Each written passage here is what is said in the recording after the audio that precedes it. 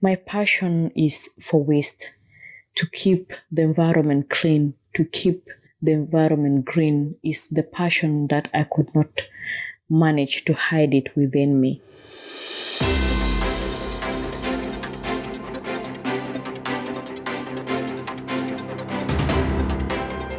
Welcome back to Africa Science Focus, the science and development show from SciDevNet. I'm Michael Kaloki.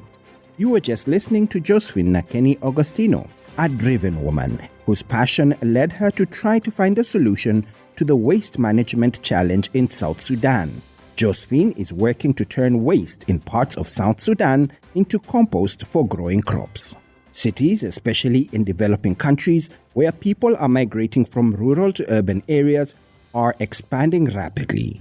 As more people arrive, more waste is being generated, and in these rapidly expanding cities, waste management can become a severe problem. Josephine has been researching bacteria that could speed up this composting process. Before beginning her research, Josephine had seen the effects of this waste buildup firsthand. She spoke to us about why she feels this issue is so important. If you come around South Sudan, the city, the Juba city especially, you see waste being dumped all over, waste being dumped on the streets, waste being thrown, littered around, and you feel irritated. Someone will feel always irritated with the rampant throwing of rubbish all around. So looking at this problem closely as an environmentalist, I took the initiative of getting to think about what could be the right solution to manage the waste that is being littered around, that is making our city to look awkward and ugly. Now in Africa, many countries are lacking innovative solutions to this waste problem. In the 21st century, many countries around the world, and most especially in Africa, are experiencing a rapid expansion of city, largely due to the massive migration of people from rural to urban centers, leading to the generation of municipal solid waste. And this municipal solid waste is one of the contemporary environmental problems that is facing the world today. It deteriorates our environment. It makes the environment looks dirty. It makes the environment looks so awkward. In a real sense, it looks sometimes as a minor problem, but the impact is so negative to the extent that it can bring death to the humanity. Huge amounts of waste are being dumped out in the open. Not only are these wastes unsightly, but they also pose environmental hazards and threaten the health of people living in nearby communities. In this episode, we talk to an inspiring woman who explores how composting some of this municipal solid waste can help clean up the environment and enhance agricultural productivity. Josephine, recognizing the challenge and acknowledging her need to create change, devoted her research to finding a solution. Our reporter, Ijeoma Ukazu, spoke to Josephine about what this solid waste is and what it means for the environment. There are different types of solid waste. There is organic and inorganic solid waste. So I concentrated and focused more on the organic waste, which is part of solid waste. My intention was I read some writings from South Sudanese researchers whereby they found that the quantity of waste produced in South Sudan, organic waste was having 60% of the waste produced on daily basis.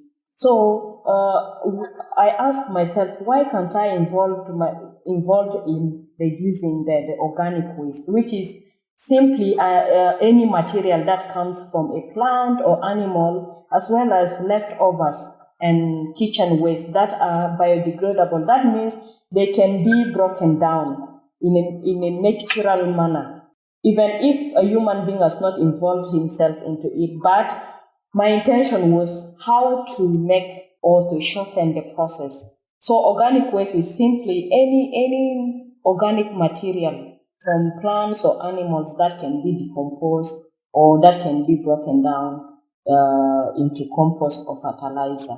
How does this waste work? And what solid waste is actually contained in the compost you're talking about?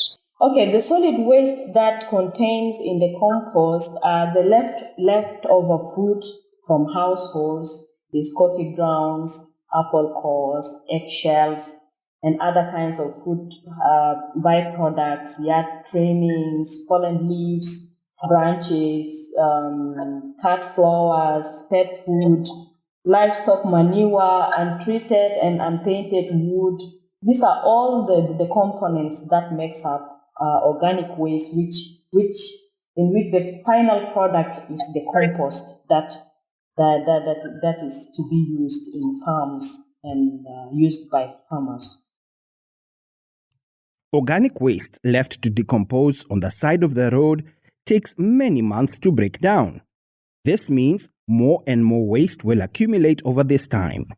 Josephine's research focuses on how effective microorganisms, very helpful tiny living organisms that are good for soils, can be used to speed up the breakdown of this solid waste. This process also results in high-quality fertilizers that can enhance soil fertility and improve crop yields. We asked Josephine to tell us more about her research. During my master's, I thought of doing a research on some scientific microorganisms that will be able to help in the decomposition of the waste.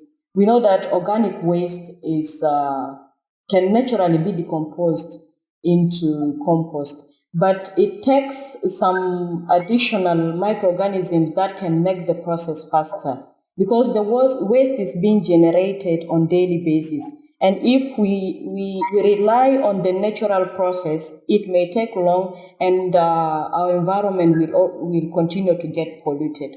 In a layman's understanding, what is composting? Okay, composting in a simplest term is a natural process of decomposing organic waste or organic matter, such as the kitchen waste, the onion leftover, the tomato leftovers from the kitchen, where we decompose them into a valuable fertilizer that can enrich and boost soil and plant growth. And it helps farmers in many ways. When they put them in the soil, it boosts the plants and the crops that they grow. So anything that grows that can be decomposed eventually is known as compost.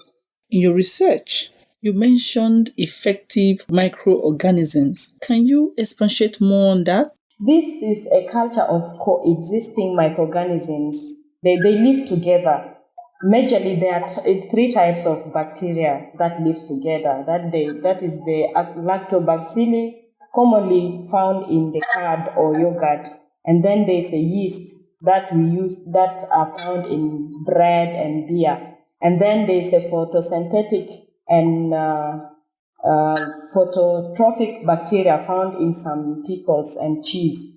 So they coexist together, and that is known as the effective microorganisms. You mentioned a 3-step process for effective microorganisms. Can you clarify them, and what is the crux of this process, and what does it do? Okay, the 3 steps that I mentioned in my research, one is the procedures on how to culture the effective microorganisms locally. Because in most parts of the world, these effective microorganisms have been cultured, but they were cultured in a laboratory. So I wanted to culture them at household level so that a mere farmer can use them, can be able to produce them, and then use them to decompose the organic waste in order to get the compost. And then the second step and the process is the collection and sorting of waste from households. So we chose household randomly in the community of about 10 to 12 households in a community where we get the waste that we used during the research. And then the last step and the process that was in my research is the composting now. The process takes long. So we use the the effective microorganism known as EM in order to apply them into the organic waste that we got from households in order to produce compost, which was used by farmers. So the impact was great. We applied the EM into the organic waste for composting, and actually it shortens the process of composting. Composting in its actual days, it takes more than 3 months to produce it. But with the application of the EM into the organic waste, it shortens the process. It took us almost 3 to 1 month to produce the compost. So it was so effective and less costly to the farmers. So what is the crux of this process? Okay, the process is cheap. It doesn't cost a lot. It requires some simple steps. We use things like sugar, rice. We wash rice, and then the water, the rice water. That is what we use in producing the EM. The brown sugar, tissues, and then fresh milk. We got them from some of the cattle keepers. So we use them, and then the production of waste takes about 3 to 4 days in order to produce the EM. Composting waste provides an efficient waste management solution and also yields nutrient-rich fertilizers for agricultural purposes. Josephine collaborated with local farmers to teach them this composting process. These farmers witnessed a remarkable improvement in their crop yields, and they gained an effective way of getting rid of their waste. They spoke to us about the impact this has had on their lives.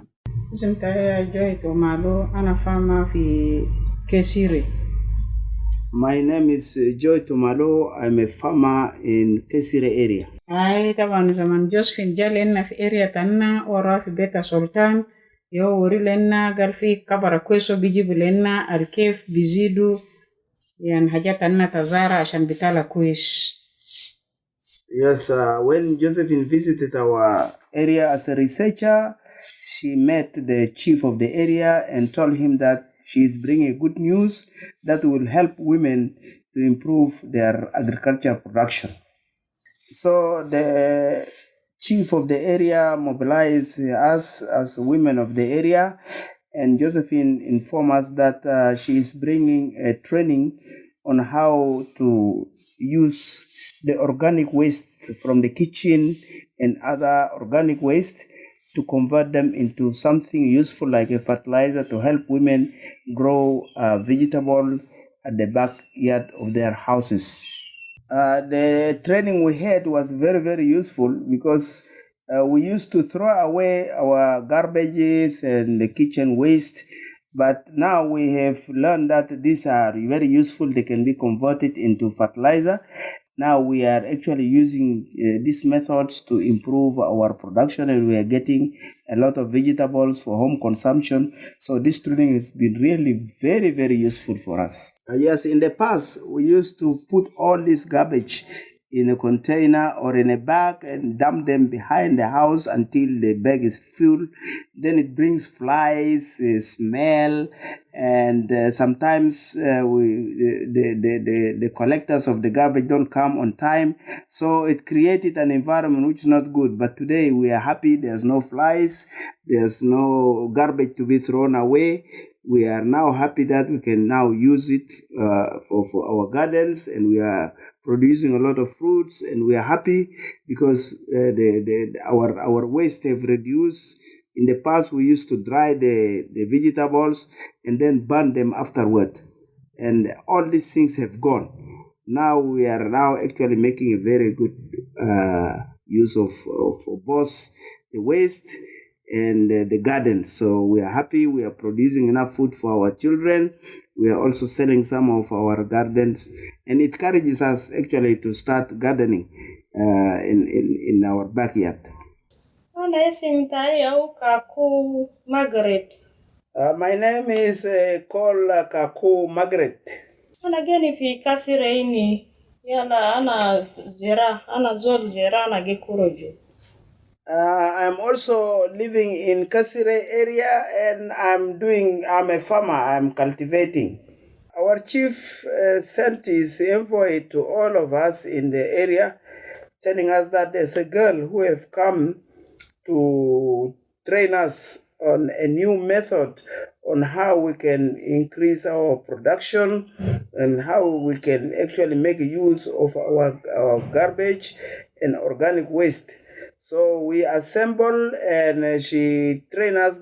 This thing is going to be prepared by us in our homes using our local containers. It is not something that is difficult. And when we prepare this, then we can put it on our garbage or kitchen waste. And then after 1 month, we can use it in our garden to improve our production. Yes, she told us now we have to bring all our kitchen waste and some other field greens and waste in the field. Let us bring them together in one place. So we begin to collect these things, and then she told us to bring a container, and then we begin to put these things into a container, and then we are also shown how to prepare the EM, then which we did. And then we begin to pour these things into the garbage from time to time. After 1 month, we have seen that there's something which is smelling good, and we didn't know what is this. She told us this is the fertilizer, and now we can take it to our garden.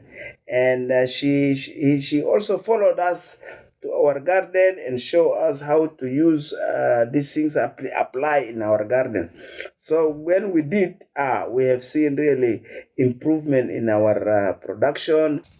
Yes, this training really made difference in our lives.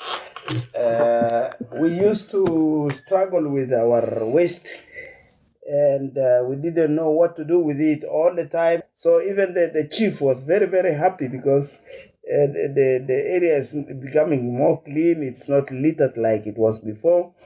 And many women also came to us to ask us, what have we done to make this difference? So we gave them also the same training. Now we have more than 50 women farmers in the area here who are now doing the same thing, and they have also realized the benefit. Interventions like Josephine's are bringing immense benefits to individuals like the farmers we spoke with. Lesok Evans Nathana is the Food Security and Nutrition Supervisor at Malteser International, an international humanitarian aid organization. He tells us about the importance of supporting smallholder farmers and how African leaders can enhance urban agriculture while promoting sustainable farming practices. There is need to have a waste management policy. This waste management policy will give a very great impact to the protection of land that will, in a very good effort, make farmers to be able to raise their harvest or their output. Sustainable practices can easily be improved, one, by sharing new innovative global agriculture ideas. By now, not that all people within Africa they have known what is really going on, because what is known has to be made by studies. Let's take an example like what Josephine has worked on. It has really brought a lot of impact that people didn't know before, like me. I was one of the person who really benefited from it a lot. So it's not going to end only with me. The new idea I have to share with the others. By sharing this, it can really make a very great improvement. Number two, we have to make sure those farmers who do not know what is going to happen and they don't know what they know is only to just cultivate, get food, whether it is right or not, we have to now begin engaging them in the village savings and loan, so that they should not only focus on food that will come direct from the garden to the mouth, but rather have that sustainability by keeping something for tomorrow.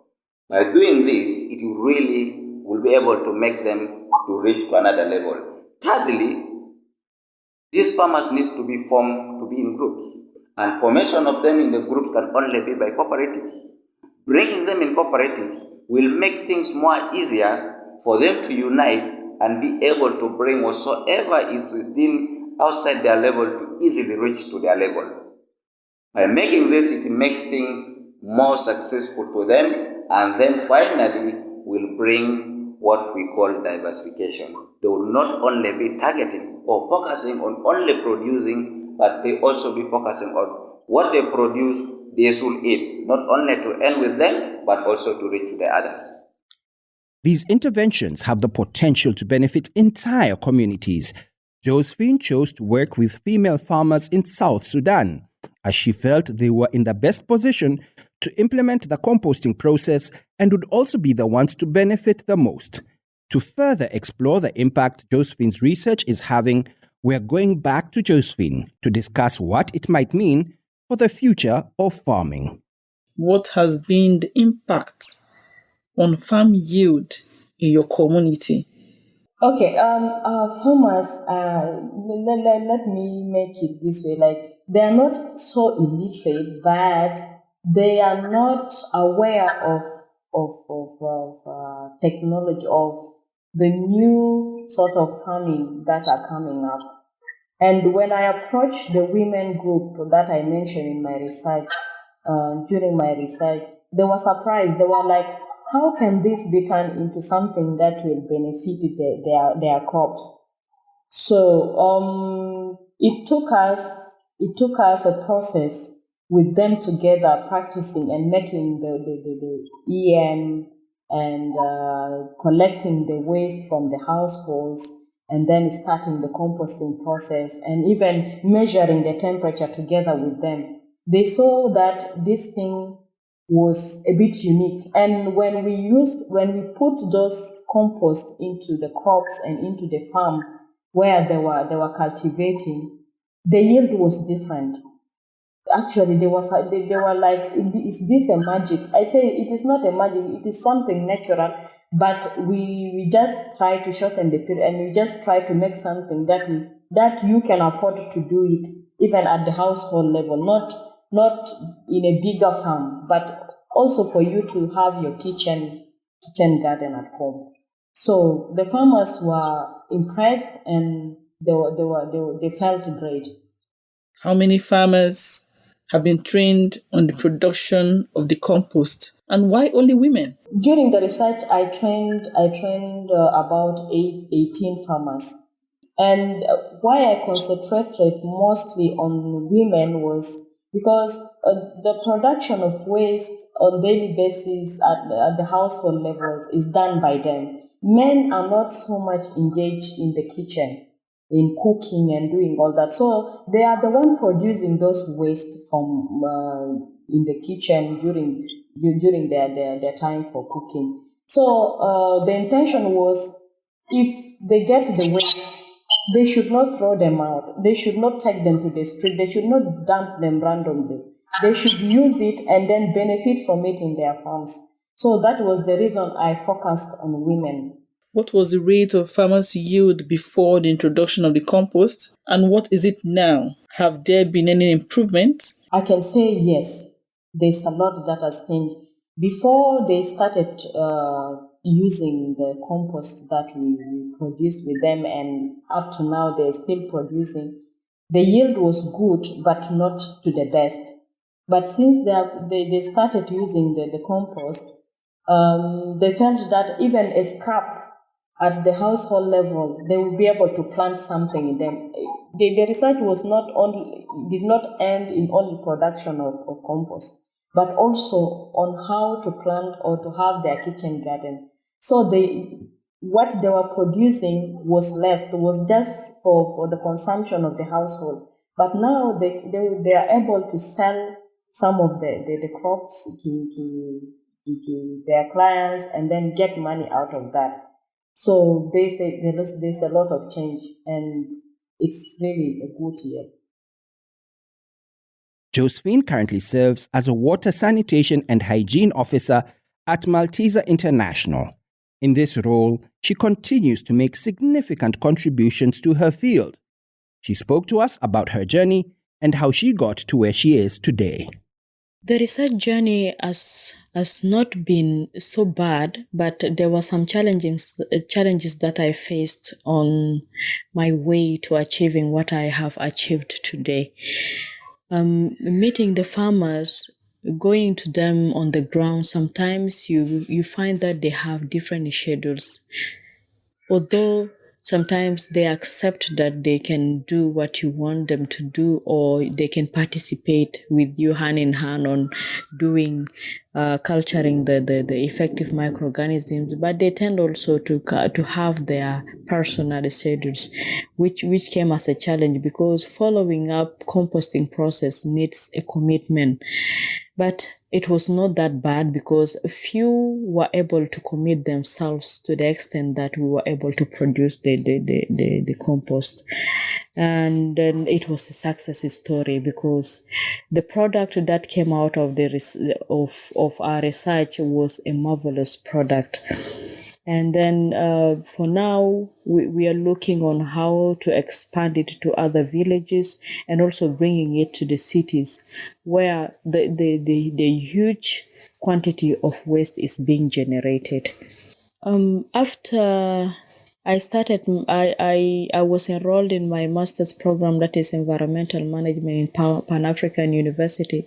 The passion of tackling contemporary environmental challenges came into my mind. That as an environmentalist, I don't have just to sit back and look at the challenges that are affecting my community, affecting my country. I need to put hands in to the problems that are going on, and it has become my passion. And getting involved in agroforestry has also become the biggest passion that I have.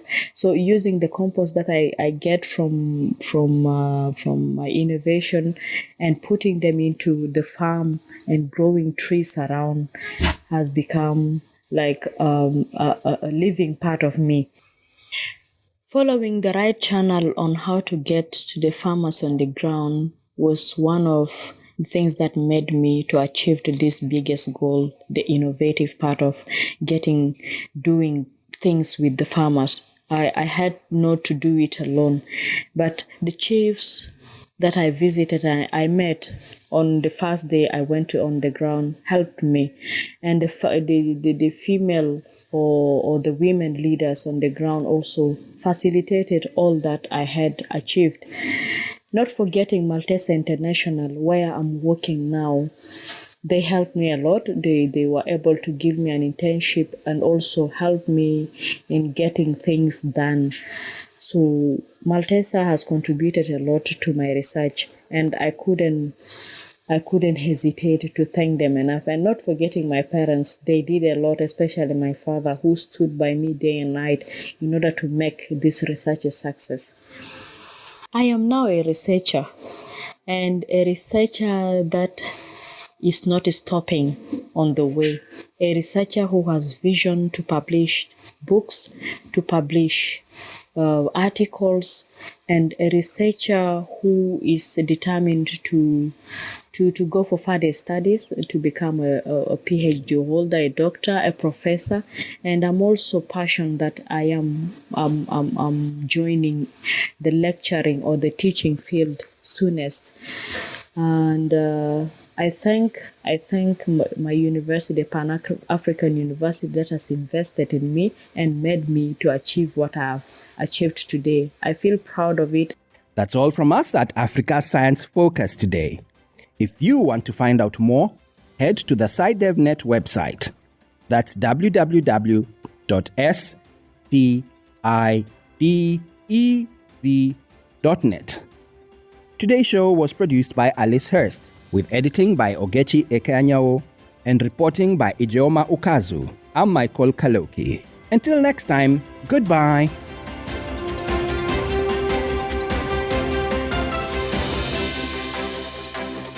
Africa Science Focus is produced by SciDevNet and distributed in association with your local radio station.